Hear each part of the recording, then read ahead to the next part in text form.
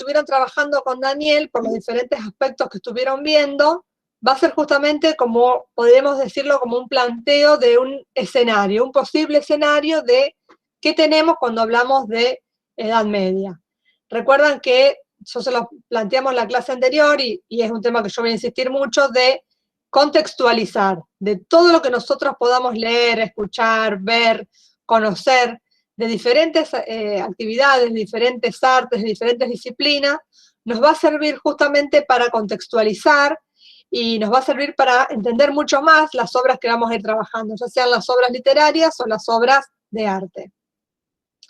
Antes, acá un paréntesis, antes de entrar directamente a estos miedos que va a hablar Georges Duby, yo quería plantear algo que va a aparecer, y quienes leen literatura en la Edad Media o han visto o han leído, dos figuras muy importantes que también tienen que ver con el contexto y tienen que ver con esto que llamamos el escenario, que, digamos, son dos figuras que van a aparecer constantemente o mucho, y son las figuras del trovador y la figura del juglar, presente siempre en los relatos medievales, en los textos, en las representaciones gráficas. Es un lugar común y de hecho fue tan fuerte, esas figuras fueron tan fuertes que hasta el día de hoy se siguen utilizando y se habla de los trovadores, se habla de los juglares, no de los jugladores, de los juglares, para, digamos, aquellas personas que van justamente a tener este oficio. Y hay, si bien en la mayoría de las veces se utiliza como un sinónimo, hay una distinción entre ellas, y qué interesante que la planteemos y que la tengamos en clara justamente para hablar del contexto y justamente qué es lo que hacemos en este curso o pretendemos hacer, que es redescubrir, digamos, desmenuzar un montón de cuestiones relacionadas a la Edad Media.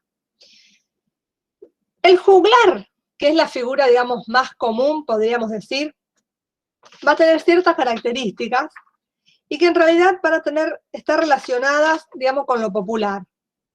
¿El juglar qué hace? Ustedes recuerdan que habíamos hablado de la literatura y habíamos hablado que la literatura es netamente oral. ¿Recuerdan cuando hablábamos de las primeras clases? Que, ay, disculpen que ahí está entrando más compañeros. La literatura en la Edad Media es netamente oral, o mejor dicho, mayoritariamente oral. Son relatos, son textos orales, digamos, que se van a ir reproduciendo. Se van a ir pasando de boca en boca hasta que alguien, digamos, va a optar por poner por escrito estos textos. Entonces, ¿el juglar qué hacía? El juglar llevaba estas historias, estos relatos, y los llevaba de lugar en lugar. Piensen que era el medio también de difusión de la cultura, de cómo se transmitían la cultura, digamos, cómo se transmitían los valores. Era el medio también que se utilizaba para realizar propagandas.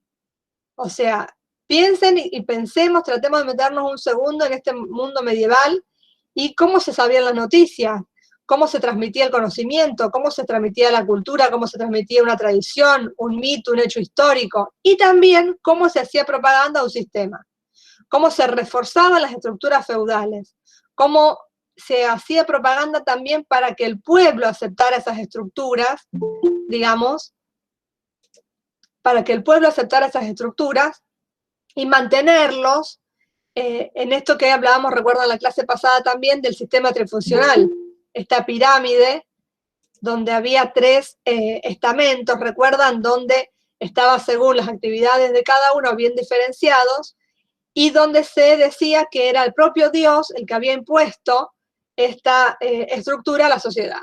Entonces, el juglar, ¿qué hacía? Iba de lugar en lugar, iba por los pueblos, digamos, relatando estas historias.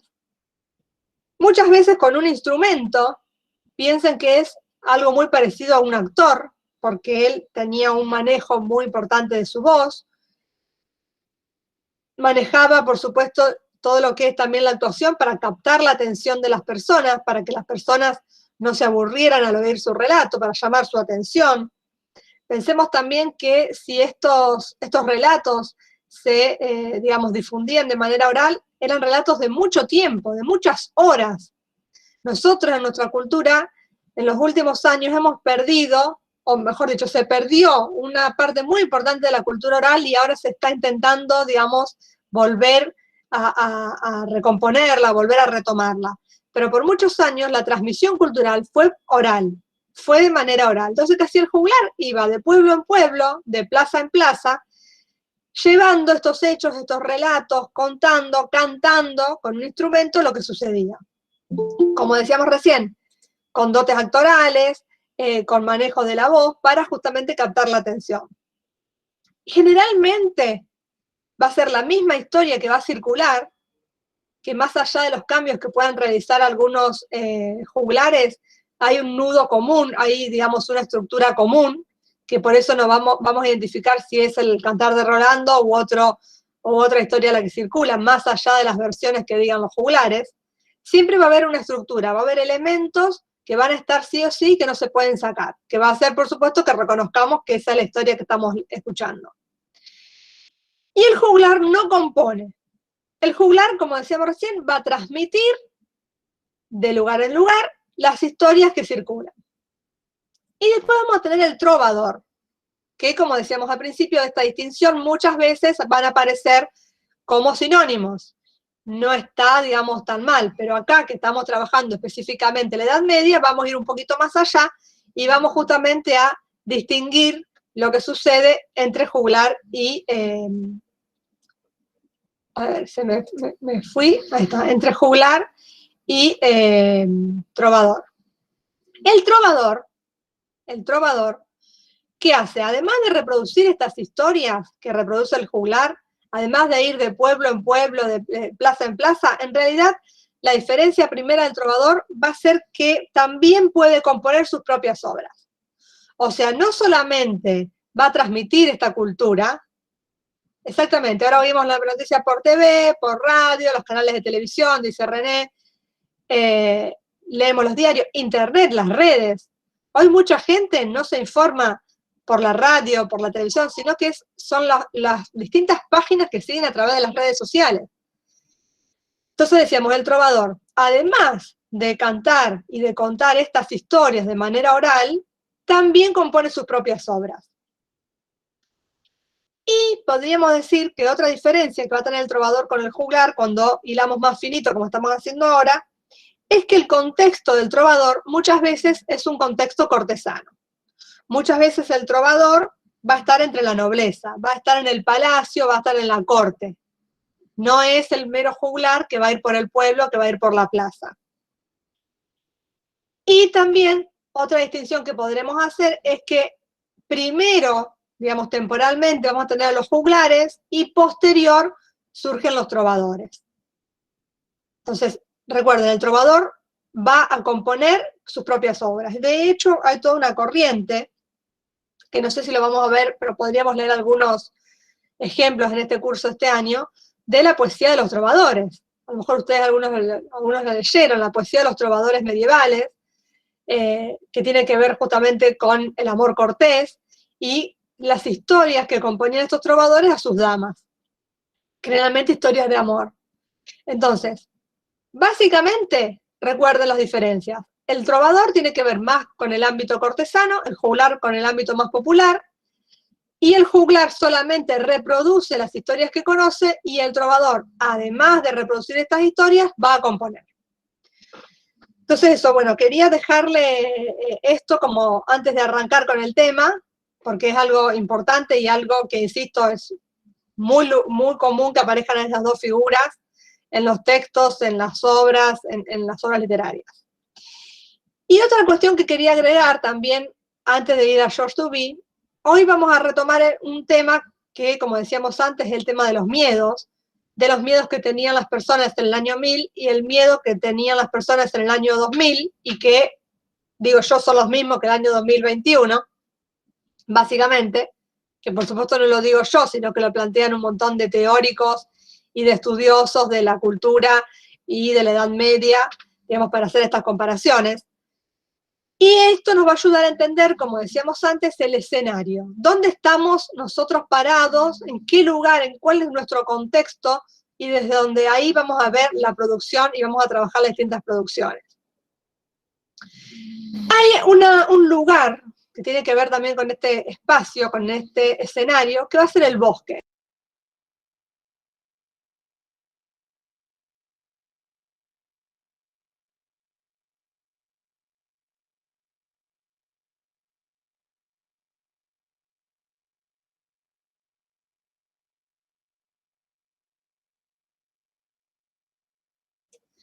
Decíamos, el bosque. El bosque es un lugar y va a formar parte justamente de este escenario, de esta escenografía que vamos a tener. Es un lugar muy importante, y vuelvo a lo mismo, lo habrán escuchado, leído en distintos textos, visto, y es un lugar frontera, podríamos decir. Porque el bosque justamente va a marcar los límites del sistema. Algo muy importante también a tener en cuenta, que ahora lo vamos a ver concretamente cuando veamos los distintos miedos en la Edad Media, es que la persona, el ser humano en el mundo medieval, no se concibe viviendo en soledad. Siempre está viviendo en comunidad. Y es muy importante la comunidad. No está, yo creo que lo mencioné en la primera clase, pero lo vuelvo a mencionar ahora, nunca va a estar ese deseo de que alguien pueda decir hoy qué ganas tengo de irme a la isla desierta y no ver a nadie. Esa idea es, digamos, muy contemporánea, es una idea moderna. En la Edad Media nadie podía pensar y desear esto, porque las personas vivían en comunidad y era muy importante la solidaridad que estaba, digamos, con la cual se vivía en la comunidad. Y nadie se pensaba viviendo fuera de su lugar, viviendo fuera de su comunidad. O sea, no era algo deseable. Me voy lejos y no veo a nadie. No era algo que podía estar en el pensamiento de las personas en la Edad Media. ¿Quiénes son los que vivían solos o los que vivían afuera de la comunidad? Los santos, las personas que se dedicaban a, digamos, distintos ejercicios religiosos, los ascetas en el desierto, personas muy, muy puntuales, digamos, y, digamos, muy, muy particulares por su modo de desarrollarse. O los locos, o que vamos a ver también qué pasaba con los locos, vamos a verlo hoy a eso, o las personas que estaban fuera de la ley. Entonces no era algo deseable estar, digamos, en un lugar lejos y no ver a nadie. Y el bosque va a servir de frontera. El bosque va a ser la frontera de la civilización y de lo no civilizado. El bosque justamente va a marcar, por un lado, obviamente una frontera natural obvia, que es el miedo y los peligros de lo salvaje. En el bosque van a estar los animales, en el bosque van a estar los animales salvajes, las alimañas, o sea, es un lugar donde las personas no tienen un dominio. Entonces, por un lado vamos a tener un peligro real, podríamos decir, que son las criaturas del bosque, el peligro concreto de las criaturas del bosque. Y por otro lado, en el bosque van a estar quienes se refugian porque están escapando de la ley. Clásico ejemplo que siempre surge, Robin Hood. Ustedes recordarán, si lo leyeron, si vieron alguna película, Robin Hood y cualquier persona que se escapa de la ley va a ir al bosque. Hay textos donde vamos a tener pareja de amantes y donde van a ir porque están, digamos, cometiendo adulterio y para escaparse de la mirada del señor feudal, ¿dónde van a ir? Al bosque. Es decir, que el bosque funciona, insisto, como una frontera. Es una frontera donde va a marcar claramente lo civilizado de lo no civilizado. También en el bosque vamos a tener las brujas en los relatos, vamos a tener los monstruos, vamos a tener las hadas, es decir, que va a haber un mundo, digamos, maravilloso y un mundo sobrenatural. Por sobre todas las cosas van a estar los que van a huir de la ley. Y también, y acá fíjense la fuerza que va a tener el bosque como este lugar, digamos, por fuera de lo civilizado, que en muchos textos medievales, en el bosque representan que es donde vive el diablo. Es decir, que es el lugar, digamos, donde hasta ese extremo se llega, ¿no? El propio diablo va a vivir, según algunos relatos medievales, en el bosque. Entonces el bosque va a siempre ser un lugar, como decíamos recién, un lugar frontera, un lugar que va a traer miedo. Por supuesto que tenemos relatos donde va a haber lo que se denomina un locus amoenus, es un espacio, digamos, que tiene que ver con un bosque, con un vergel, donde es un espacio muy agradable, pero estos momentos, digamos, van a ser muy puntuales. En general, y hablando de lo que decíamos antes del escenario, pensemos siempre como prioridad al bosque como frontera. El bosque como este lugar que va a dividir lo civilizado de lo no civilizado. Podríamos decir, ¿recuerda cuando hablamos la clase pasada del dualismo? Esta división de la izquierda y la derecha, lo alto y lo bajo, lo bueno y lo malo, el Dios y el diablo. Bueno, pensemos que el bosque va a estar del lado, digamos, de lo malo, que va a estar del lado del diablo, como decíamos recién. Hay representaciones donde en el propio bosque muestran que vive el diablo. Entonces, es muy importante para cuando lean un texto medieval y aparezca el bosque, lo primero que ustedes tienen que pensar es esto. Después vamos a ver si se cumple, digamos, si va a ser en la mayoría de los casos, va a ser, digamos, la general de la ley, o va a ser una excepción. Pero siempre tengan en mente esta representación del bosque para las personas en la Edad Media. ¿Está claro hasta acá? Bien. Y ahora sí vamos a ir al texto que habíamos mencionado en la clase pasada, el de Georges Duby, año 1000, año 2000, La huella de nuestros miedos. Es un texto, recuerdan que habíamos mencionado que es una entrevista que le realizan a Georges Duby unos años antes de llegar al año 2000, en las vísperas del año 2000. Justamente Georges Duby es uno de los intelectuales, de los pensadores, que va a plantear que en realidad en el año 2000, digamos, y un poco antes también, estamos viviendo en la nueva Edad Media. Recuerdan que habíamos hablado que un grupo de críticos tenía ciertos planteos donde decían que estamos viviendo en una nueva Edad Media y daban, por supuesto, sus razones y sus argumentos. Bueno, acá se plantean, recuerdan, varios miedos. Yo les voy a leer, quiero puntualmente lo que dice Georges Duby con respecto a los miedos y qué dice él, y es increíble realmente cómo podemos estar hablando del año 2000 o del año 1000. Es increíble, digamos, el parecido, el parangón, la comparación que podemos hacer entre los dos momentos. El primer miedo que va a plantear el texto es el miedo a la miseria. Piensen rápidamente lo que representa para nosotros la miseria y realmente el temor a la miseria que hay, como lo plantea él. Y dice, con un nudo en el vientre por temor a errar, por temor al hambre y al futuro, así vive el hombre del año 1000. Malnutrido, pensando para extraer del suelo el pan con herramientas irrisorias. En este mundo duro de indigencia, la fraternidad y la solidaridad, esto que mencionábamos antes, la importancia de un mundo solidario, aseguran la supervivencia y una redistribución de esta escasa riqueza. Compartida, la pobreza es una suerte común. No condena como hoy a la soledad del que carece un domicilio estable y se encoge en una estación de metro o es olvidado en una calle. Dice Duby, la verdadera miseria aparece más tarde en el siglo XII, brutalmente en los suburbios de las ciudades, donde se amontonan todos los desarraigados. ¿Y qué es lo que pasa justamente? Como en las ciudades emergentes van a empezar a ir, digamos, los desarraigados en busca de, por supuesto, un futuro mejor, digamos, y más próspero, podemos decir, que la ciudad se supone que le iba a brindar. Dice, llegados del campo para aprovechar el poderoso crecimiento que transforma la Edad Media, encuentran la puerta cerrada. Y de esta angustia, dice George Duby, van a hacer también un nuevo cristianismo, que lo vamos a ver más adelante en el curso, que tiene que ver con el cristianismo de San Francisco de Asís.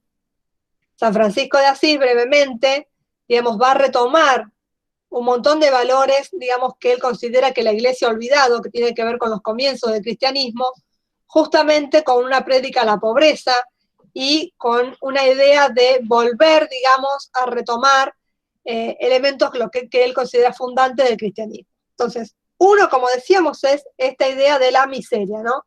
El miedo que se tenía en el año 1000 y que va a decir George Duby es el mismo temor que se tiene en el año 2000 de este miedo a la miseria.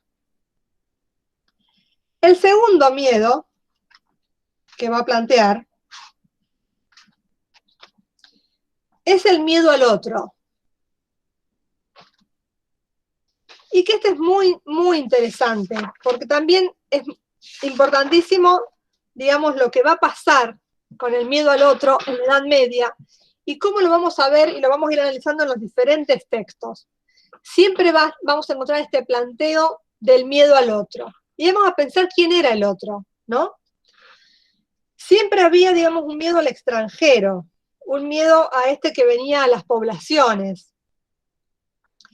Dice Duby, en Europa en plena expansión hacia los 4 puntos cardinales se alimentó de culturas exteriores.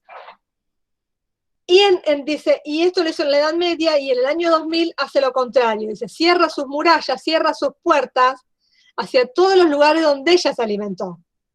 O sea, 1000 años antes se alimentó de todos los puntos cardinales de donde pudo, su cultura, sus riquezas, sus costumbres, y después se cierra esta Europa y se cierra hacia el resto, digamos, del mundo, concentrando y teniendo miedo, entre comillas, de que le saquen eso que logró.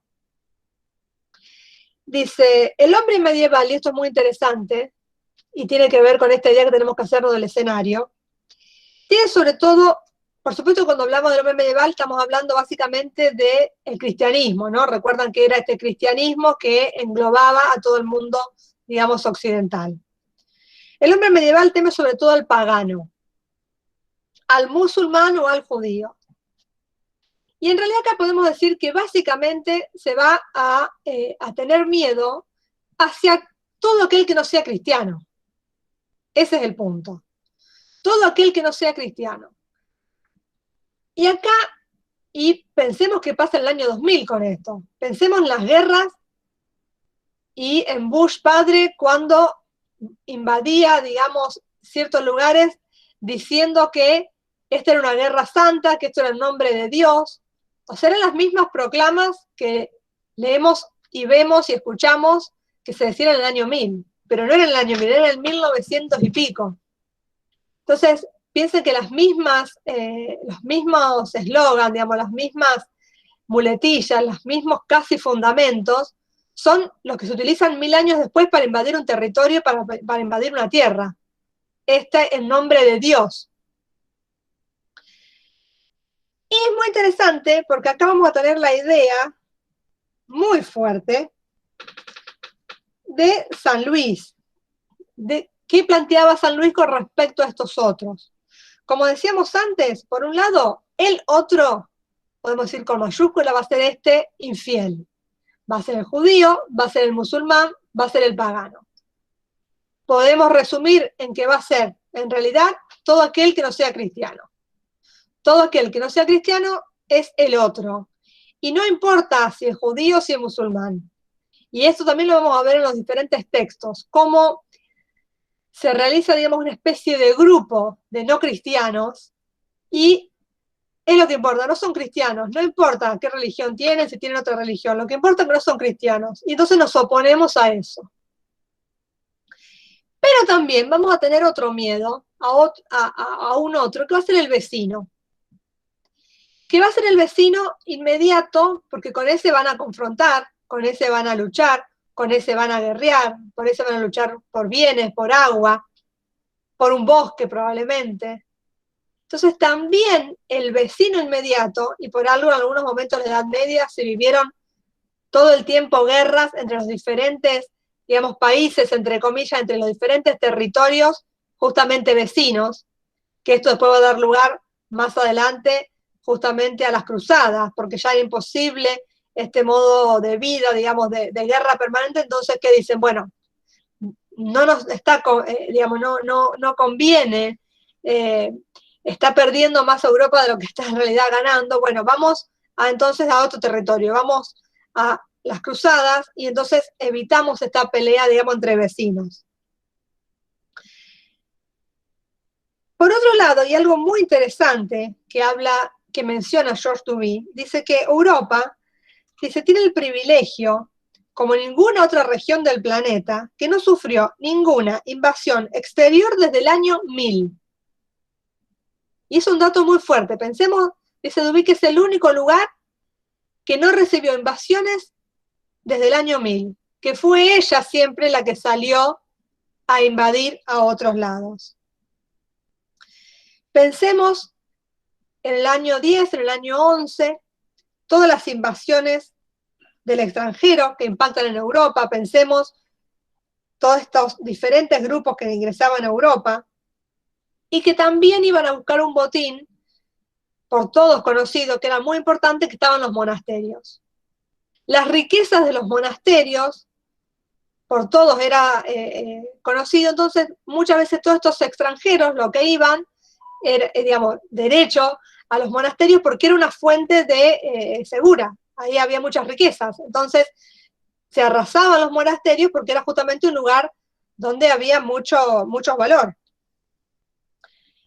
Entonces, estas hordas también, estas invasiones, también provocan el temor no solamente en lo económico, sino en lo simbólico, por ir a arrasar los monasterios, por ir a arrasar los elementos religiosos, por ir a arrasar los elementos, digamos, constitutivos de este cristianismo, digamos, todopoderoso en la Edad Media. Pero estos invasores, que según cuáles y según en qué momento estaban más o menos tiempo en el territorio, por supuesto que había momentos también de paz, había momentos donde se comerciaban, donde había mucho intercambio comercial, había momentos de guerra. Insisto siempre, y volvamos a pensar esto que planteamos en las primeras clases con Daniel, que intentamos hablar de 1000 años en una hora, en unas pocas clases, o sea, es muy pretencioso. Entonces, por supuesto que no es lo mismo en todo momento y en todo lugar y en todo territorio. Por otro lado, esta integración de diferentes pueblos en Europa, estos invasores que venían, como por ejemplo los diferentes pueblos que venían y que entraban a Europa, muchos por supuesto que se quedaban y digamos, como producto de eso va a ser también, que esto lo van a trabajar concretamente con Daniel, esta arquitectura románica que va a tener lugar, digamos, como consecuencia de una fusión de pueblos. El comercio, como decíamos también, y muchas veces acá vamos a tener también esta idea de la conversión, y que en realidad la conversión, muchos por supuesto que lo hacían para salvar su vida, y seguían en su fuero íntimo manteniendo sus costumbres y sus tradiciones y sus religiones. Pero de esta manera se aseguraban poder comerciar, se aseguraban, digamos, entre otras cosas, que le perdonen la vida. O sea, era muchas veces un gesto más político que religioso. Hay que entender a las conversiones en este sentido. O sea, no solamente el hecho religioso, sino el hecho político, el hecho social. Voy a tomar un traguito de té, perdón. ¿Me escuchan bien? ¿Sí? Bien, decíamos. También participar en el cristianismo era una manera concreta de empezar a participar en la comunidad. Porque a través de los rituales del cristianismo, a través de la institución del cristianismo, empezaban los extranjeros a ser parte de lo más importante y de lo que aglomeraba, digamos, juntaba todo el pueblo. Entonces, también esta participación efectiva, digamos, tenía que ver no solamente con lo religioso, es mucho más que algo religioso. Vamos a tener también las universidades. Recuerdan que mencionábamos que es un invento, podríamos decir, de la Edad Media. En las universidades se distribuía más o menos los mismos saberes en latín. Entonces también esto era algo que unificaba a todo el cristianismo, porque era una lengua que unificaba a todos los pueblos, y el conocimiento impartido a través de estas universidades también unificaba a una muy minúscula, por supuesto, muy pequeña élite que asistía a estas instituciones. Y también va a decir en este sentido Georges Duby que hay que pensarlo al cristianismo en el año 1000 como un conjunto más de gestos y rituales, de ceremonias, digamos, más que lo religioso en sí mismo. Como que es a través de los gestos y los rituales van a ser más importantes que el hecho religioso en sí mismo, y que es lo que va a ayudar a justamente a reunir y a tener un común denominador de los diferentes pueblos.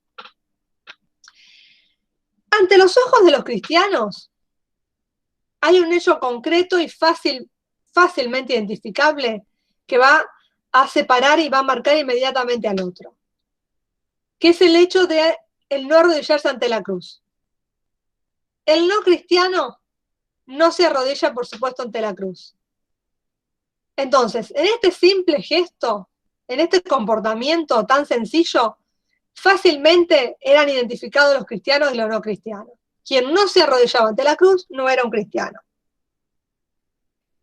Y, digamos, también en este momento, como decíamos que hablábamos del miedo a los extranjeros, al vecino, Georges Duby va a hacer hincapié en los franceses y habla de los franceses y su temor de los diferentes pueblos que venían, que arribaban, que pasaban a veces por su territorio y seguían su viaje, con sus costumbres, con sus lenguas, con su manera diferente, con su cultura, con su vestimenta distinta.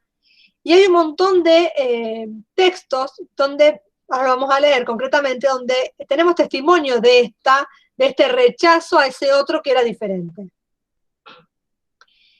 Pensemos no solamente, insisto, en los diferentes asiáticos como un conjunto, sino también en los propios europeos vecinos de lo que ahora podemos llamar Francia, ¿no? Hay que tener en cuenta también que las descripciones físicas que van a aparecer de los diferentes grupos, podríamos decir, humanos, van a ser todos estereotipos. Va a haber un estereotipo del musulmán, un estereotipo del cristiano, que en realidad, y hacemos un paréntesis, no es nada distinto a lo que vemos, escuchamos y se quiere transmitir todavía de ciertos lugares comunes. O sea, se siguen hablando de estereotipos cuando se intenta hablar de los musulmanes hoy en día, por ejemplo. O sea, sigue perpetuándose este estereotipo y sigue evidentemente funcionando y siendo muy productivo porque es a través del estereotipo que, digamos, se transmiten muchos mensajes. Entonces, evidentemente, esta manera de comunicar sigue siendo para quien comunica muy redituable y muy fácil. Entonces, pensemos en estos que hablaban otra lengua, como decíamos antes, otra lengua diferente a los franceses. Esta desconfianza que había también en el interior del propio territorio europeo en estos, digamos, más allá de que sean cristianos, a estos pueblos diferentes. Y lo que planteaba San Luis, que es lo que les quiero leer ahora, lo que planteaba San Luis, que es por supuesto muy interesante, hablando justamente de los otros, como venimos hablando recién, y en base también a esto que decíamos antes, que había una especie de guías,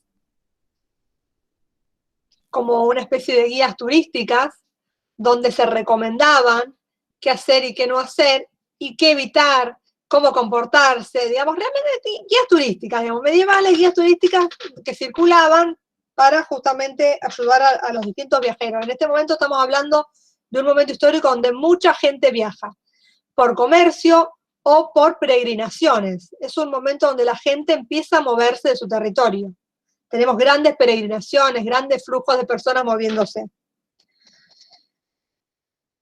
En estos textos que yo mencionaba recién, en especie de guías viajeras, dice, un cronista de Borgoña relata el paso por su país de una tropa de gente que venía de Aquitania. Dice, ¿qué gente es esta? ¿Son payasos de túnica demasiado corta? ¿Son quizá pederastas? Y piensen justamente esta proyección que hacían de los miedos en estos extranjeros. Por supuesto que en el extranjero se proyectaba todo el mal, se proyectaba el pecado, se proyectaba los vicios, se proyectaba, digamos, todo lo que el propio, digamos, cristiano no era y no hacía. Hay otro texto que aconseja, en este caso, a peregrinos que van a Compostela, del siglo XII, el texto, que dice, bueno, pasar por tal ruta, pasar por otra, visiten tal santuario, allá hay reliquia de tal o cual santo, que esta reliquia sana. Y dice en un momento, después de pasar por Bordeaux, pensemos que esta es una guía, decíamos, para ir a Compostela, después de pasar por Bordeaux, vas a ingresar a un país, el País Vasco. Dice, donde la gente no se expresa como seres humanos, sino que ladra como perros. Fíjense la manera de referirse a estos otros, que por supuesto no hablaban la propia lengua, y digamos, este elemento, digamos, de denigrar, de denostar al otro. Dice, vuelvo a le dice, ladran como perros. O sea, no comprendían la lengua del otro, bueno, ladran como perros. Así, digamos, así de simple. Entonces, decíamos, y hablábamos de estos límites que marcaba, por un lado, los propios, digamos, con otras lenguas y otras costumbres, pero sobre todo el otro por excelencia, como decíamos al comienzo, va a ser este conjunto de no cristianos. Van a ser, repito, los musulmanes, los judíos, los paganos. Y acá es muy interesante porque vamos a tener justamente todo este conjunto de personas que no pertenecen a la comunidad cristiana. Y tenemos las palabras de San Luis, que dice, quien no pertenece a la comunidad, a estos extranjeros se los debe convertir o se los debe destruir. Porque el reino de Dios debe implantarse sobre la tierra y no se va a establecer mientras la humanidad no se haya convertido al cristianismo. Es decir, para que el reino de Dios se instaure en la tierra, tienen que ser todos cristianos. No se pueden ser todos cristianos si hay musulmanes, si hay judíos, si hay paganos. Entonces hay que destruirlos, o mejor dicho, convertirlos o destruirlos. Y San Luis, en ese sentido, decía, cuando le preguntan, no podemos discutir con los judíos, no podemos hablar con los musulmanes. San Luis responde, y que esto lo habrán leído o lo habrán escuchado porque es una cita famosa, dice, con esa gente, responde San Luis, solo hay un argumento, la espada.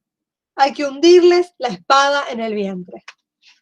Así que fíjense, este es el modelo de diálogo que planteaba San Luis con los musulmanes, con los judíos y, como decíamos recién, en realidad es con cualquier persona que no sea cristiana.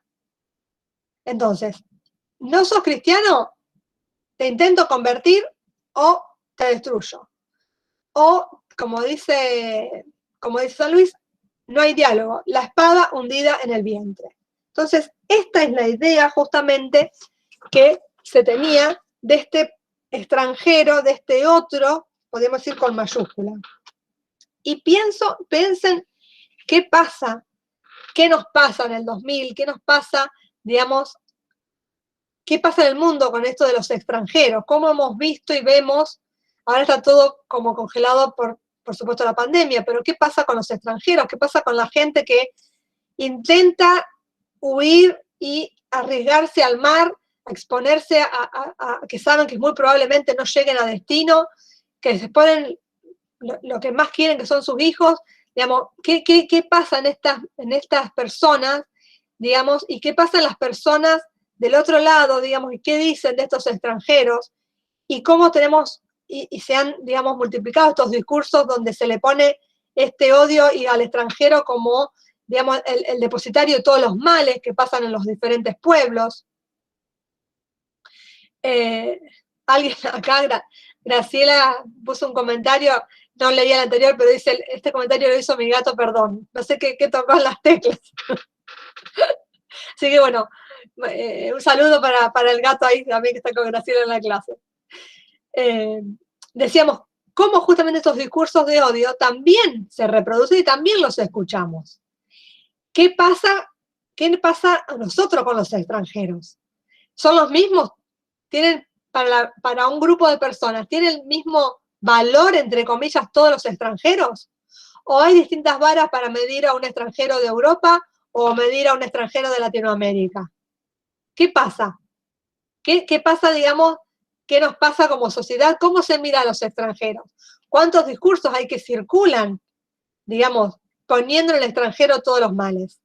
Lo mismo estamos leyendo que pasa en el año 1000, que pasó en el año 1000. Entonces, insisto con esta idea que es recurrente, pero la voy a seguir diciendo. Esta idea de cuando muchas veces, ay, ¿cómo decían esto, tal cosa? ¿Cómo se actuaba de tal o cual manera? Tan distintos, ideas tan diferentes hay en el año 1000 y en el año 2000, con 1000 años ahí en el medio. Digamos, a pasar de todos los avances que hemos tenido en un montón de aspectos, ni que hablar, por supuesto, de todo lo que tiene que ver con la tecnología, con la ciencia, pero pensemos no en esto también. Entonces, bueno, volvamos con estas ideas de diálogo de San Luis. Decíamos también que, por supuesto, hubo momentos de coexistencia de diferentes grupos, por supuesto que hay muchísimos aportes culturales entre la fusión, y digamos, lo que enriquece justamente el contacto de los pueblos y el contacto de las diferentes civilizaciones. El siglo XII y el siglo XIII fundamentalmente va a ser que dos siglos, digamos, que en realidad el siglo XII va a ser un siglo bisagra. Tienen más cosas en común el Renacimiento con el siglo XII que los siglos anteriores de la Edad Media con el siglo XII. Digamos, si bien está en lo que denominamos Edad Media, han ocurrido, digamos, y se dan un montón de cambios culturales, sociales y religiosos que hacen, digamos, no por nada, esto va a ser el germen, obviamente, del Renacimiento, un montón de cambios culturales, la cantidad, digamos, de artistas, de intelectuales, que van a surgir producto de estas fusiones también, ¿no? De diferentes culturas, de lo que se toma de diferentes pueblos. Como decimos también, la gente en este momento viaja mucho. Vamos a tener muchos contingentes de personas, sea por religión, por comercio, gente que va a estar, digamos, peregrinando. Va a haber un conjunto muy importante de personas transitando en el territorio. Sí, Ana María, dice, nada cambió, dice Ana María, y bueno, coincidimos. Por otro lado también, los europeos en este momento, más allá de las diferencias y esta desconfianza al vecino, hay una certeza, y que por eso decíamos antes que tiene que ver con el otro como con mayúscula, que es la certeza de pertenecer todos al pueblo cristiano. Entonces, todos los que pertenecen al pueblo cristiano, esta comunidad cristiana justamente, esta idea de ser un solo pueblo, digamos, desde lo institucional, tenían el mismo referente, que era el emperador y que era el papa, digamos, todo esto lo convertía justamente en algo muy poderoso. La cristiandad constituía realmente una comunidad muy importante, una comunidad muy fuerte.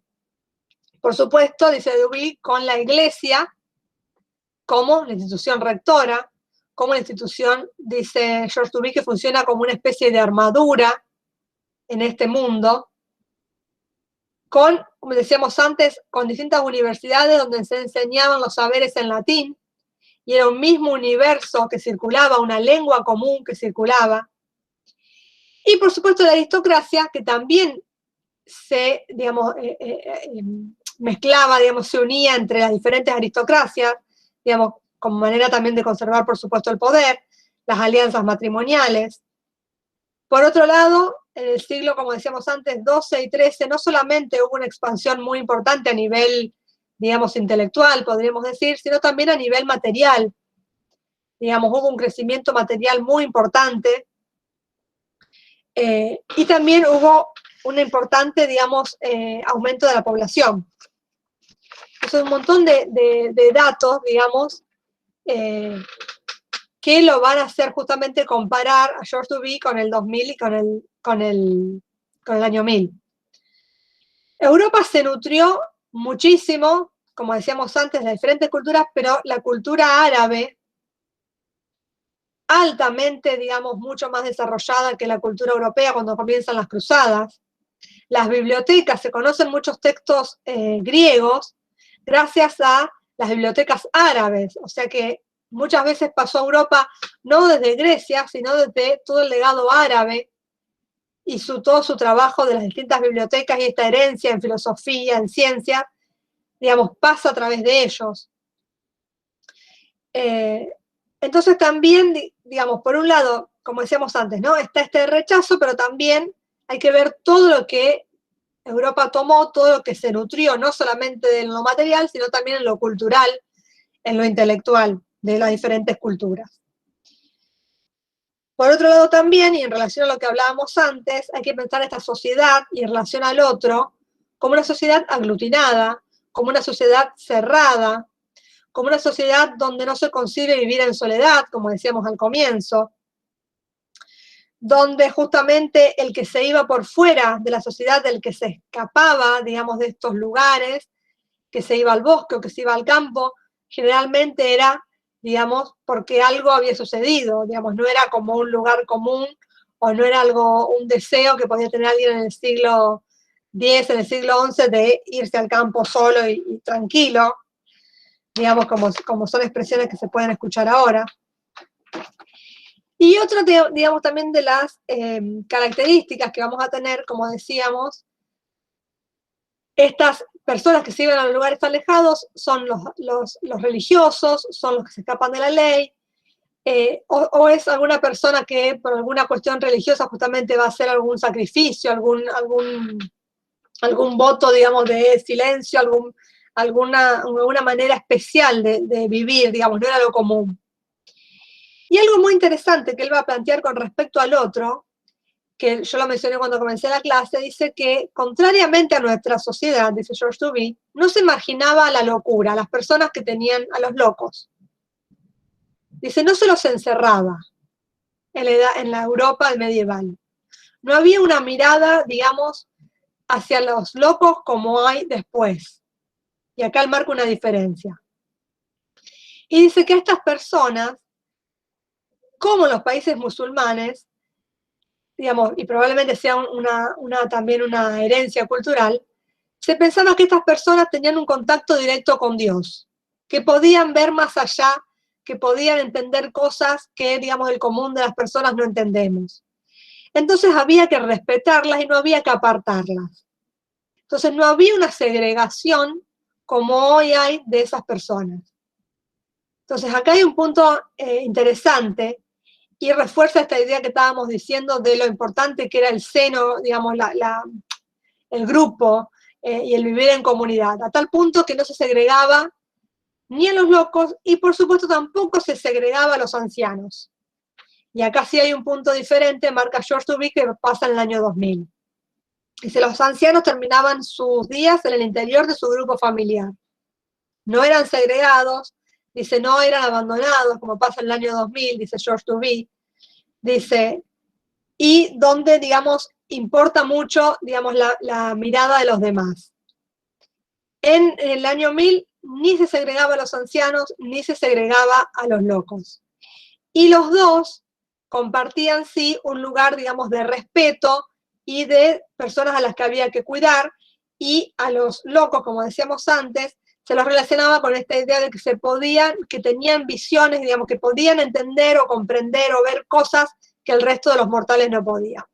Entonces ahí sí hay una diferencia, digamos, importante con respecto al año 1000. Ese es el miedo que decíamos al otro, ¿no? ¿Cuál es el otro miedo que va a mencionar George Duby? Hablamos del miedo a la miseria, recuerdan, y hablamos del miedo al otro. El tercer miedo que va a mencionar es el miedo a las epidemias. Por supuesto que no hay mucho que agregar. George Duby no vivió la pandemia, porque esto está escrito poco antes del 2000 y él después muere. Pero imagínense y la reactualización que tiene esta lectura hoy. Él plantea que el temor del año 1000 es el mismo temor del 2000 de las epidemias. Y él va a plantear, justamente, que se los voy a leer porque es muy interesante el planteo que un breve pasaje, dice: el fuego del mal ardiente quema las poblaciones del año 1000. Una enfermedad desconocida provoca un terror inmenso. Pero aún no llega a lo peor. La peste negra devasta Europa y liquida 1/3 de su población en el verano del 1348. En 3 o 4 meses desapareció el 1/3 de la población. Hagamos el esfuerzo de dimensionar esto. Es terrible. E insisto en lo movilizante y en lo fuerte que es hoy para nosotros leer que uno de los miedos que él plantea va a ser las epidemias. Cuando por supuesto estamos todos atravesando una epidemia. Estamos todos atravesando una nueva epidemia que George Duby llegó a ver. Él lo va a comparar, lo más parecido, lo que él pudo comparar, era al SIDA, al HIV. Dice, como el SIDA para algunos, la epidemia se vive como un castigo del pecado, esta peste negra, ¿no? Se busca entonces víctimas propiciatorias y se encuentra judíos y leprosos. Se los acusa de envenenamiento de los pozos. Pensemos cuando empieza también esta epidemia del SIDA, pensemos en las barbaridades que se decían y en cómo se segregaba a las personas que la padecían. ¿Qué pasa ante una epidemia? Y nada más actual. Dice, las ciudades se repliegan, las ciudades se cierran, las ciudades prohíben el ingreso de los extranjeros sospechosos de contagio. El extranjero ahora también, además de lo que planteábamos antes, va a ser el portador de una enfermedad.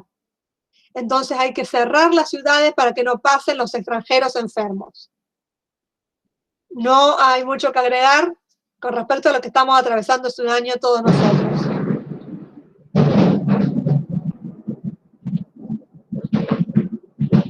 Y ahí acaba de caer un, que se escuchó, ¿sí? En toda la ciudad, muy fuerte. Así que si creemos en las señales divinas, guarda, porque fue fuerte. Así que cuidado. Entonces decíamos, esta idea de que había que replegarse para evitar este extranjero. Dice, la muerte está en todas partes, en la vida, en el arte, en la literatura. Pero los hombres de la época temen otra enfermedad que es la lepra, que se considera propia de la perversión sexual. Sobre el cuerpo de estos desgraciados se reflejaría la podredumbre de sus almas. Y acá hay que tener en cuenta una idea medieval, que es que el cuerpo es un reflejo del alma. Entonces, cualquier cosa que suceda al cuerpo, una enfermedad, una malformación, tiene una implicancia directa con el alma, tiene una implicancia directa con lo divino. Por eso también se segregaba a las personas que sí tenían una malformación, que sí tenían alguna enfermedad como lepra, que era algo visiblemente, digamos, se veía en el cuerpo. Porque, dice George Duby, estos desgraciados, dice, van a reflejar la podredumbre de sus almas. O sea, padecer esta enfermedad era, digamos, un signo inconfundible, indiscutible de tener un alma, digamos, confusa o pecadora o turbia. Entonces, aíslan y encierran a los leprosos y hay un rechazo radical de la sociedad y que él todo el tiempo lo va a comparar con el SIDA. Pensemos ahora, y probablemente este libro va a tener justamente otra reactualización con todo lo que estamos viviendo, pensemos además lo que pasa con nuestra pandemia, con nuestra epidemia que estamos atravesando, y no solamente las ciudades replegarse y cerrar, sino lo terrible que es transitar esta enfermedad porque es en soledad. Porque quien tiene esta enfermedad tiene que estar en la soledad y no podemos ni siquiera abrazarlos, no podemos estar con nuestros seres queridos que la padecen. Entonces, también está este rechazo social por temor al contagio, por supuesto, de quien lo tiene. Entonces, también se segrega este otro por miedo a las epidemias. fíjense justamente cómo es un círculo, digamos, cómo cierra esta idea planteada por George Duby. Cómo este miedo, que fue, digamos, como el mayor ejemplo de la peste negra, que destruyó Europa, cómo este miedo se retoma, él lo retoma en los 90, en los 80 con el SIDA, y cómo hoy en día se reactualiza más que nunca. Y veremos, por supuesto, ojalá esto termine lo antes posible, pero nadie sabe cuándo va a terminar. Digamos, una epidemia dura, cuando uno lee historia, digamos, las epidemias duran un par de años, entonces, y funciona casi siempre así, digamos, el cerrarse y el abrirse, digamos, ir replegándose, ir teniendo ciertos cuidados, y cuando se está mejor abrirse, digamos, y no hay mucho, digamos, no hay, digamos, otro método, es aislando a las personas, digamos, contagiadas. Así que bueno, vamos, acá estoy viendo la hora y ya estamos en hora, vamos a dejar en este que es el miedo a las epidemias, nos quedan 2 o 3 miedos más para seguir transitando. Así que bueno, hoy un día de lluvia, que está ideal el marco para hablar de estos temas. Así que bueno, no, por supuesto que se van a ver el miércoles que viene con Daniel. Nosotros vamos a retomar el próximo miércoles, ya vamos a empezar a hablar de distintos textos literarios, pero como decíamos al comienzo, yo quiero y queremos, digamos, dejarles planteado todo el escenario, lo que se puede llamar el escenario, el contexto, para justamente después de tener ciertos conocimientos que tienen que ver con este contexto histórico, contexto artístico, literario, poder y tener más herramientas para comprender las obras que vamos a analizar. Entonces no podemos directamente ir a las obras sin a lo mejor tener todos estos elementos que nos dan a nosotros herramientas para poder después analizar las obras y en definitiva para poder apreciarlas más, porque si no van a haber un montón de cosas que se nos van a escapar. Así que, bueno, ¿alguna consulta? ¿Alguna pregunta? ¿Alguna duda?